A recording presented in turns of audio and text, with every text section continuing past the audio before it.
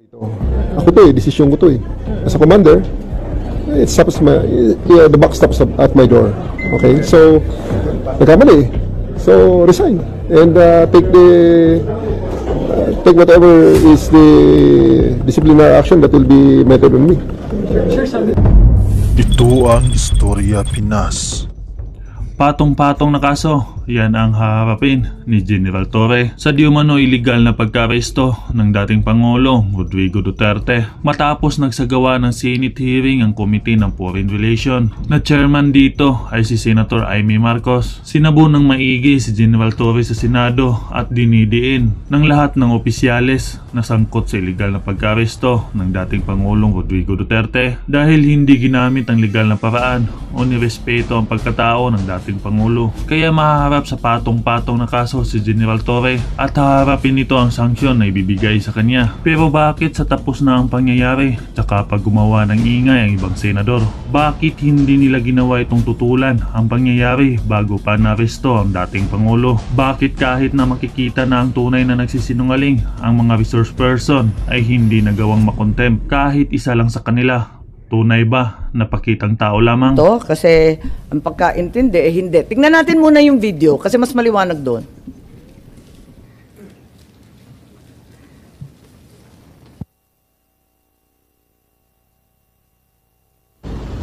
Pag umaresto ka ng tao, pag inaresto ka ng pulis, pwedeng hindi dala ng pulis ang warrant mo.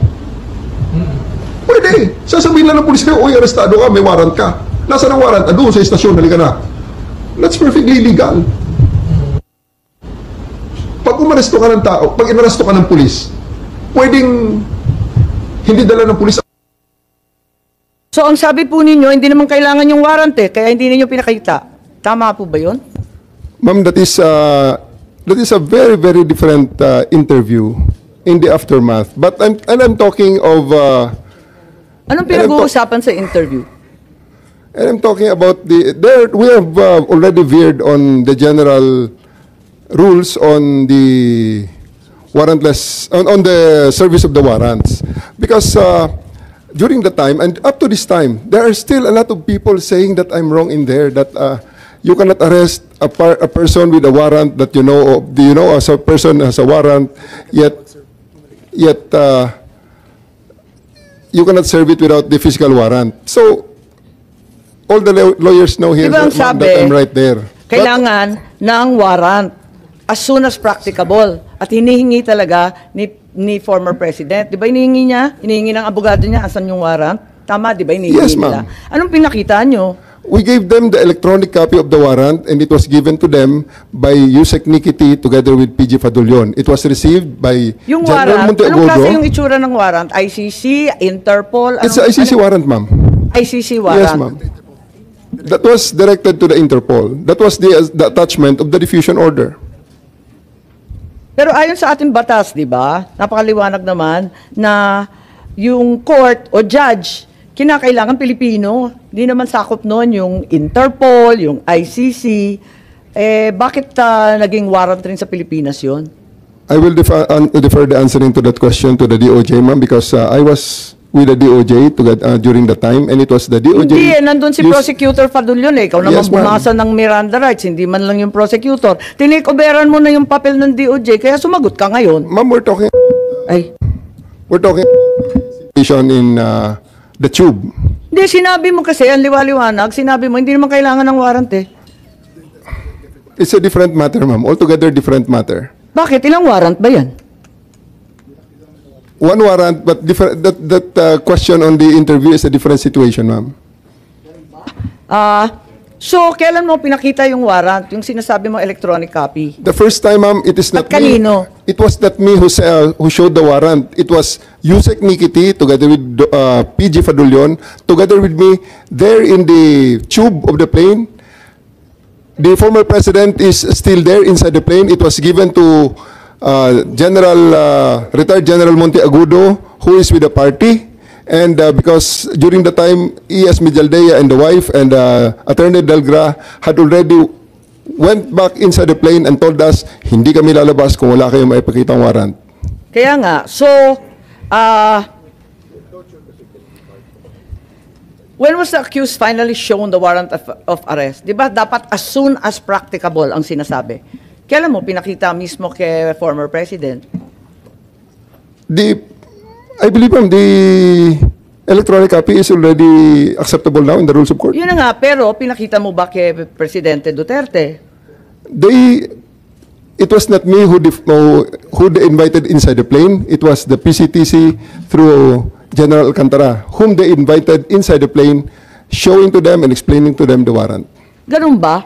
Napaliwanag ba ninyo, Executive Director Alcantara? Kasi parang ang bilis-bilis lang naman ninyo dun sa aeroplano. Ang nakita naming final warrant, 15 pages po. Ganun lang kabilis na nabasa Tama po yung agad? 15 pages po, pero i-present po namin kay President Duterte na nasa Nabasa niya lahat, 250. 15 pages? Ang bilis-bilis lang lumabas eh. Oh, hindi po niya nabasa yun. Hindi niya nabasa? Oo, hindi niya. So, bakit Doon po namin present sa kanya sa... kaya nga, pero ba't hindi niyo pinagbigyan na basahin? Karapatan talaga ng akusado at ng arestado yan, di ba? At that point in time, ang may kopya po ng warrant ay si General Alex Monteagudo. Nagbabapa rin po sa telepono niya. Matagal pong mabuo dahil... Siyempre, nasa airport. Oo, tapos nasa loob ng aeroplano. So, madaling sabi... Kaya nga po nag-print kami ng hard copy. So, pagdating po sa 250, doon na ibinigay sa kanila yung warrant. Madam Chair, just on the warrant. Yes, Senator Cayetano, please go ahead. Just one insight on the warrant and just to bolster my point kanina na bakit mas maganda na or bakit essential for me my local court, no? If you look at paragraph 12, before you look at it, can anyone in the room here tell me, I know the former president was accused of extrajudicial killing, of crimes against humanity. Pag sinabi yung torture, pwede kasing bago mo patayin, di ba? Pwedeng emotional torture, pwede mong gulpihin torture. So, included na yan. But does anyone here, can anyone tell me here that during his 6 years and before that, he was accused of ordering or himself raping people? Diba? I do remember malaking issue about his statements about a missionary who was raped and inexplain niya yon na frustrated, galit siya. But is anyone here accusing the former president of raping or ordering the rape? Parang wala naman, di ba? Okay. If you look at, dahil walang, just for the record, Madam Chair, dahil wala naman nagtaas ng kamay or nagsabi, paragraph 12, the chamber notes that the prosecution alleges, let me say it again. The chamber notes that the prosecution alleges that some acts amounting to crimes against humanity of torture and rape under Article 7, subparagraphs 1 ba yan, F, 71, G of the statute were committed as a widespread and systematic attack against the civilian population. Ulitin ko the chamber notes that the prosecution alleges. So the prosecution in the ICC alleges that some acts amounting to crimes against humanity of torture and rape were committed as part of a widespread and systematic attack. For me, it's the first time I read that someone was accusing the president, the former government. But if you look at the last page of the warrant, or second to the last page, page 14, no? Issues a warrant of arrest. So, for these reasons, the chamber hereby issues a warrant of arrest for Rodrigo Roa Duterte, born on 28 March 1945, for his alleged criminal responsibility pursuant to Article 25, Paragraph 3, Paragraph A of Statute for the Crime Against Humanity of Murder, pursuant to Article 7(1)A, wala yung G na rape, committed in the Republic of Philippines during the relevant period as set forth in this warrant of arrest. So I just want to make this point, Madam Chair. So kung sa akin nangyari to, pupunta ako sa Philippine Court at sasabihin ko sa Philippine Court, Sir, makita mo naman, sa Marites at Chismis kinuha ng prosecutor ng ICC. Padadala mo ako doon, pinakamaikse, 4 to 6 years yung hearing, deprived of liberty. Yung prosecutor mismo nag-allege ng rape. The harshest critics of President Duterte accuse him of being insensitive to women, saying misogynist, masama yung etc. And I won't defend him there. It's on the record, di ba? And also accused him of being insensitive to a foreign national who was a missionary here who was raped. But I haven't heard na inaccuse siya ng rape or ordering rape. Ang alam ko nga, galit na galit siya pag ministreat yung mga kababaihan. So, dun pa lang, questioning ko to before a Philippine judge. Kasi, kawawa naman ako pag nandun. So that's my point. So, the second point I just want to make kay SOJ is, I personally will respect its sub judice because this case in the Supreme Court is so important. But just for the record, nag-rule na rin, kung hindi ako nagkakamali, nag-rule din ang Supreme Court dyan na we cannot stop the hearing or we can continue kahit na sub judice. But he's not asking naman to stop the hearing. He's just saying, can we be sensitive to that? Because they're going to have to put their position on paper and present it before the Supreme Court. So, mamaya, Madam Chair, more factual na lang yung mga tanong ko rather than issues para yung facts naman, SOJ is not naman under dispute, di ba? And will help us pa nga sa doon. But this is just an example. And I just read this morning, pero nagulat lang ako doon na yung prosecutor pala may ganun allegation, no? Oo. Kaya nga nagkagulantaan. Palibasa, nakita natin yung warrant much later. Did any one of you, General Marbil, General Torre, meron ba kayong hawak na ICC warrant of arrest at the time of his arrest? Parang electronic copy lang, tapos pinakopya muna, tapos binigay na pagdating doon. Bakit ganun? Samantalang March 10 pa lang nagmo-mobilize na ng libu-libong pulis. Pagkatapos alam na natin na magkakaganito dahil nabalitaan na nga sa Hong Kong. Kung ganun, bakit walang warrant doon sa mismong pag-aresto? Electronic copy lamang at nagpa-imprenta pa. Ba't nagkaganon? May I differ on the wisdom of the SOJ to explain on the legality of the electronic copy of the warrant, ma'am? Hindi naman tinatanong yung legality. Okay lang yun. Ang tinatanong ko, bakit parang unprepared kayo samantalang prepared na si General Marbil? Madam Chair, I just want to make clear na ang kabaho po ng police is really to assist po yung PCTC natin. Yun po yung and what we have is tama po yung sinasabing order ng diffusion. So ito po yung nangyari, we rely po dun sa PCTC, dun sa lahat ng mga documents that they did, nagagamitin po dun sa effect ng arrest. Ito po yung ginawa po ng again, uulitin ko. Dapat yung PCTC nagdala ng warrant. Ba't nga ba kayo walang warrant? It was stated, ipapadala po through diplomatic channels Naka-state po yun So, dapat diplomatic channel. Nangyari ba yon? Kung diplomatic channel yung DFA, ano ba nangyari sa warrant na yan? Sa dinami-dami ng handa ninyo, sa libo-libong pulis at sundalo na kinalampag, wala bang nag-isip na kinakailangan dalhin yung warrant? Your Honor, if I may, wala po kaming information o wala kaming natanggap at all. Kayo naman sa PCTC, wala rin kayong natanggap? We requested for a copy of the warrant and we got it the next day. The next day being? The warrant that came from the Kaya nga, what the day system. The next day is 12. So, hindi rin ninyo na ipakita kay Presidente Duterte? Bale tama, si General Torre, na warrantless arresto. Pinakita po namin yung hard copy sa 250, pero sa lawyers po natin pinigay. Madam Chair, can I clarify? Kasi ang sinasabi din na redacted copy lang ang binigay, hindi rin kompleto, kaya hindi nila mabuo. At yun nga, nagkagulatan, bakit meron pa? Can I clarify that? Sir, it was a sealed warrant, correct? Hindi. Hindi po. Hindi. Electronic yung nakuha po na... No. Ano ang pinadala ng ICC? Kasi parang sa ibang news report, sabi sealed. Pag sealed kasi, hindi dadaan ng DFA yon. So yun nga ang question. What was sealed, sir, was...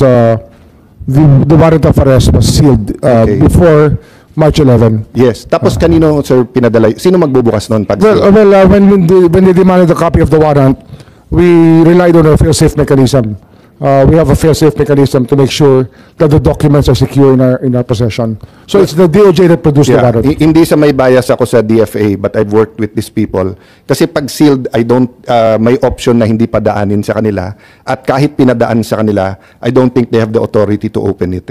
Diba? Yes, but we had to use our fail-safe because the PCTC could not produce the warrant, so we had to use our fail-safe. But once naman it's opened by the proper authority who's allowed to open it, diba, to unseal it, then, syempre, Philippine law na. Ipapakita mo talaga dun sa na... Yes, we showed it to the President and to his lawyers. Teka, mapapaliwanag lang ako. Tell me candidly, at the time you apprehended PRRD, nung inaresto si former President, yung ICC warrant, nasa inyo na ba, General Torre? Yung totoo. Kasi you're under oath, alalahanin Yes, ko. ma'am. It is with us. It was already with you. Yes, ma'am. Electronic. Yes, ma'am. Electronic. Wala Yes, kayong ma'am. official copy? O Electronic walang copy, ma'am, hard given copy? electronic copy given to me by Yusek Nikiti of the DOJ, ma'am. Sa DOJ. Sa inyo, kasi parang nagtuturoan kayo, sabi ninyo, na dapat yung PCTC ang nagbigay. Pero wala kayong binigay. Sabi ninyo, dapat DFA. Nalilito po ako. Hindi po. Hindi po nagtuturoan. We had the copy of the warrant, that electronic copy of Dinami-dami nang Yusek P. nag-aresto kay Presidente. Walang nag-isip na kinakailangan bigyan ng kopya na hard copy, opisyal, at talagang... binigyan po namin sa Saan? Saan at 250 po, kailan? binigyan po namin. Nung ma-print na po yung hard copy. Saan yun?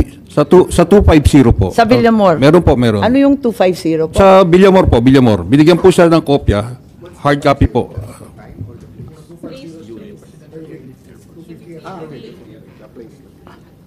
So, nandun. Anong oras? About shortly before 12 po. Around 12, around noon at that time po. Noon. Noon time? Naibigay ng noon time? Opo. Pero anong oras ba hiningi? Di ba napakaaga pa noon? Humihingi po sila from the tube. Starting from the tube, humihingi na po Anong sila. oras yun nung hiningi When sila? they arrive po, it's about 10 o'clock. 10 o'clock. Or, So, 2 oras makalipas bago ninyo naibigay. Ma'am, just to be clear, Yes. General Torre, maybe you can explain the process of serving the electronic copy, which constitutes a legal form of serving the warrant. Yes, ma'am.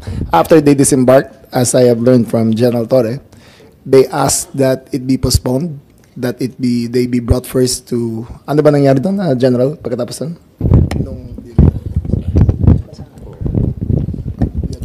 They only disembarked when the electronic copy was produced and given to them. So, kaya sila lumabas. And when they step out of the plane, at the junction of the moving part of the tube, PG Fadulyon met them and attempted to read the rights to President Duterte. And all of them said, pwede ba mamaya na yan at pa-diffuse muna natin ang tension. Doon na lang sa 250th Airlift Wing. So, we acceded to that request. We arrived at the 250th Airlift Wing. They were given refreshments. They were allowed to refresh. They were allowed to, para generally pababain lang ang tension ng lahat. And then after an hour or two, we returned, and that was the video that you saw when I was reading the rights in the cell phone, which basically it's memorized already. So just a formality, and then they asked at that juncture, they asked for the written. They want the printed copy. So I went out of the room, stepped out of the room, printed it, and gave it to them. Okay, yung printed copy, may allegation na redacted copy daw to. Hindi daw kumpleto, hindi daw buo. Parang simplified lang or pinaiklian. Tama ba? O buong-buo? Buong-buo yun, ma'am. It was Ilang pahina? 15 pages. Yung 15 pages na kumakalat ngayon, Yes, yun na yun? ma'am. Yes, So yun ma'am. din ang naibigay doon sa Villamor? Yes, ma'am. That was properly received by Attorney Delgra in assigned So Attorney receiving copy. Delgra. Yes, ma'am. Pero nakita ko sa ating video na iba ang pangyayari tungkol sa abogado. Pwede bang panoorin natin?